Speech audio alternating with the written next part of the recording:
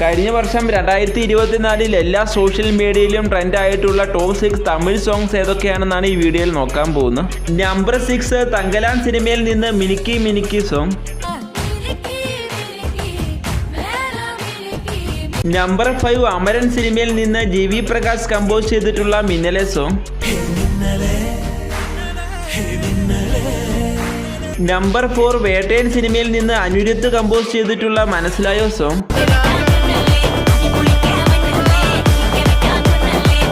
Number 3 God സിനിമയിൽ നിന്ന് Yuvan compose ചെയ്തിട്ടുള്ള മട്ട സോങ്.